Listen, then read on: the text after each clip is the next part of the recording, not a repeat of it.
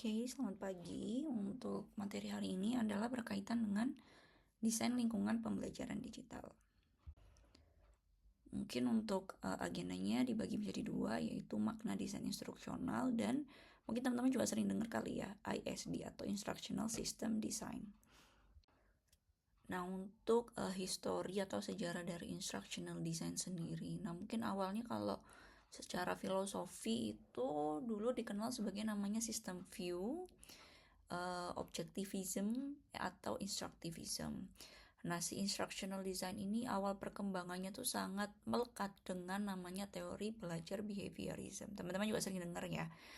Behaviorism itu sangat kental akan namanya pembentukan karakter ya, pembentukan tingkah laku, pembelajaran harus terukur, ada reward, ada punishmentnya. Salah satu tokoh pemikir yang utama si Robert Gagne.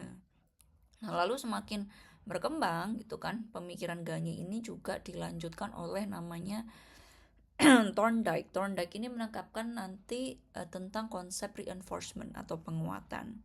Lalu juga dilanjutkan oleh Skinner, di mana dia mengembangkan namanya program instruction. Jadi pembelajaran disusun melalui langkah demi langkah melalui umpan balik.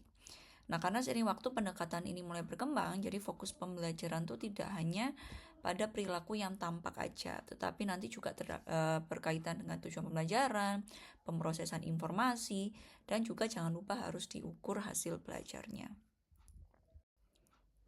Lalu akan muncul pertanyaan, nah memang sebenarnya apa sih itu desain instruksional?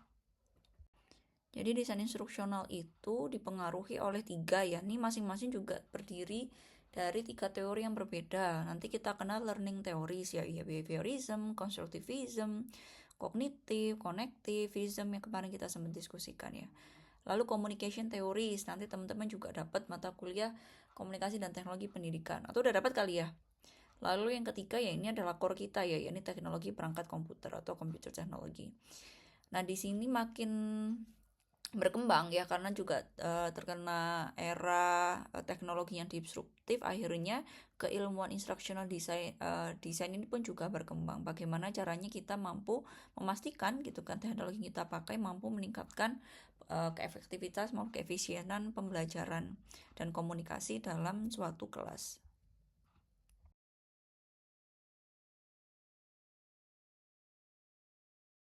Di slide selanjutnya saya juga memiliki beberapa pengertian ya dari instructional design. Pertama dari Johnson dan Reichelt. Ini terkenal banget ya, dua beliau ini memang pakarnya instructional design. Di sini beliau mengartikan bahwa desain instruksional merupakan aplikasi dari sebuah teori gitu kan ya untuk menciptakan pembelajaran yang efektif. Lalu dari Seals and Glasgow, instructional design adalah sebuah proses yang mana untuk menyelesaikan suatu problem dengan analisis yang sistematik berdasarkan kondisi pembelajaran. Jadi istilahnya desain instruksional ini merupakan suatu proses ya. Proses untuk apa? Proses untuk menciptakan pengalaman belajar yang efektif, pengalaman belajar yang efisien, dan tentunya juga kalau bisa ya ada integrasi dengan pendekatan yang menggunakan teknologi. Pengertian yang serupa juga dari Gagne dan Briggs ya. Ini sudah cukup lama, tahun 70-an ya, mengartikan bahwasannya instructional design sebagai sesuatu yang mampu augment learning, mampu memperbaiki suatu pembelajaran dengan berbagai strategi yang kita berikan pada course kita, pada pembelajaran kita. Semisal contoh dari sederhana structure atau order, memastikan urutan pembelajarannya itu sesuai sequencing konten. Teman-teman kemarin juga pas praktikuman juga merasakan ya bagaimana penciptaan sebuah kelas, sebuah course, lalu di masing-masing pertemuannya juga kita harus siapkan gitu teori-teori ataupun topik pertemuan di masing-masing minggunya. Nah, itu sebenarnya juga sudah masuk ke scope dari instructional design. Jadi kalau boleh bisa dibilang tuh sebuah proses yang sekuensial, proses yang sistematik, dimulai dari analisis dari kebutuhan dan tujuan pembelajaran, lalu juga diikuti dengan pengembangan bahan-bahan dan aktivitas pembelajaran, sampai nanti kita harus bisa mengukur atau mengevaluasi kegiatan belajarnya. Dari hasil-hasil belajar siswa-siswi yang teman-teman nanti akan ajar. Ya kognitif, ya psikomotor, ya juga hasil belajar yang mengikutinya. Ya, tadi mungkin kalau teman-teman pakai LMS pasti kita bisa mengukur kemandirian belajar atau mungkin dari motivasi belajarnya ya. Hal-hal seperti itu juga perlu kita ukur.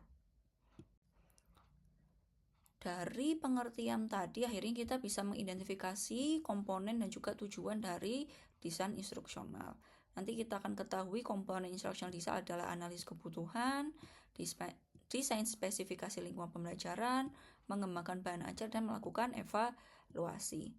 Tujuannya dalam pelaksanaannya untuk menciptakan ya suatu alur yang sistematis yang harus terukur, harus terdokumentasi dengan baik, lalu menyajikan sebuah tool baik untuk pembelajaran maupun proses dari perencanaan hingga evaluasi pembelajarannya.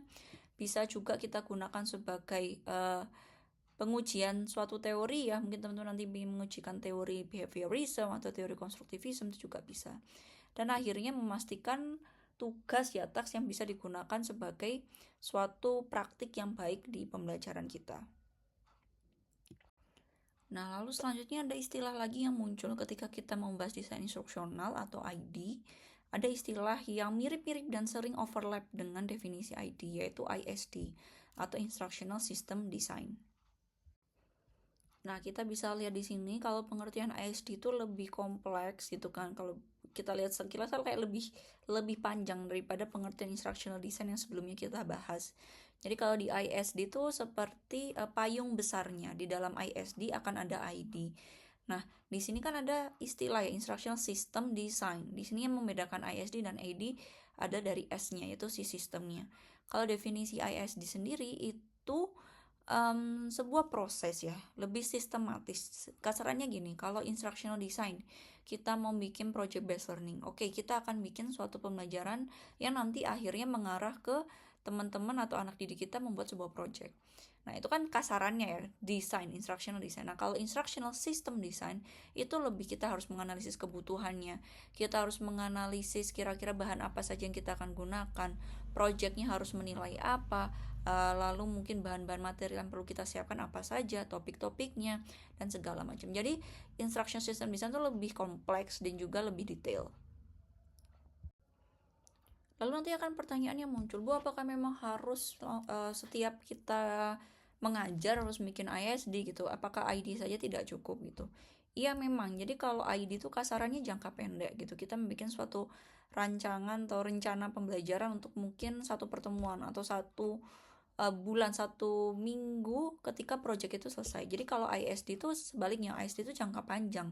Jadi istilahnya kita kayak merancang sebuah kurikulum dari awal hingga akhir. Oke, tadi kita bikin project, lalu project kedepannya nih gunakan untuk, mungkin bisa digunakan untuk mata pelajaran yang lain. Mungkin bisa ditarik juga portofolio yang digunakan untuk mata pelajaran selanjutnya dan seterusnya. Jadi di ISD ini kita diajak untuk merancang sebuah pembelajaran yang sistematis, yang terukur, dan harapannya hasilnya tuh tidak sekedar kita menilai skor anak tuh 1-100 aja enggak, tapi lebih ke hasil-hasil belajar yang membersamai gitu. Selain itu juga kita pun perlu mengidentifikasi hal-hal sekiranya yang berkaitan dengan teknologi apa saja yang kita bisa gunakan. Namun proses-proses itu harus kita tetap lalui dari proses analisis hingga nanti evaluasi. Jadi mungkin yang paling sering teman-teman dengar ya itu salah satu contoh ISD. Jadi ISD itu nanti akan ada banyak model-modelnya. Kalau kita di dunia pendidikan, di pedagogis ya nanti teman-teman akan sering sekali mendengar namanya EDI. Jadi EDI ini seperti sesepuh seperti itu ya dari ISD. EDI terdiri dari 5 langkah yaitu Analyze, Design, Develop, Implement, dan Evaluate. Untuk langkah-langkah di AD ini biasanya akan dikembangkan di model ISD yang lain. Nah, jadi paling tidak harus mencakupi 5 langkah yang dimiliki oleh AD. Diawali dengan analyze terlebih dahulu, identifikasi variabel ataupun kebutuhan yang digunakan untuk merancang suatu pembelajaran. Contoh, nanti kita kenal learner karakteristik. Oh, kalau ngajar generasi Z ya seperti ini. Oh, kalau ngajar generasi Alpha seperti ini. Itu analyze. Lalu desain dari tujuan pembelajarannya. Bisa dari mungkin kita membuat suatu capaian pembelajaran ya. Kalau nulis tujuan pembelajaran mungkin kita pakai ABCD dulu, mungkin masih ingat. Lalu mungkin juga membuat storyboard juga boleh. atau mungkin menentukan atau deciding on the selection and use of the technology. Kira-kira kita mau pakai apa nih? Mau pakai LMS, mau pakai game, mau pakai mungkin platform teknologi yang lain juga nggak apa-apa. Dan terkadang dari perencanaan ini akan mengarahkan ke pengembangan pasti ya, dari development. Tadi dari desain kita mengembangkan storyboard, ya harus dibentuk storyboardnya. Ini mungkin nanti endingnya digunakan untuk pengembangan video pembelajaran. Atau mungkin site dari LMS yang kita akan gunakan tiap minggunya, boleh juga. Selanjutnya adalah implement. Kalau implement sesuai namanya ya, berarti penyampaian atau pengimplementasian dari apa yang sudah kita kembangkan. Kita berikan pembelajaran ke student, kita memberikan mungkin training ataupun briefing ya ke pengajar ataupun tenaga kependidikan yang akan menggunakannya. Dan terakhir kita bisa menggunakan evaluate ya sebagai bahan pengujian, pemberian umpan balik yang kita bisa terima untuk perbaikan selanjutnya. Nah, jadi ini bukan suatu proses yang linear ya teman-teman. Jadi dari evaluate pun kadang nanti akan kembali lagi ke analyze. Atau dari implement bisa langsung kembali ke design. Dan jadi suatu siklus yang kurang lebih fleksibel ya. Jadi bukan suatu alur yang kaku. Ini juga saya mendapatkan suatu ilustrasi yang baik sekali ya berkaitan dengan gambaran ketika kita mengembangkan e-learning yang digunakan. Ini contohnya untuk a toolkit for registered training organization. Jadi untuk mengembangkan suatu pelatihan menggunakan alur-alur dari ED. Ini salah satu contoh aja ya, bisa diakses referensinya.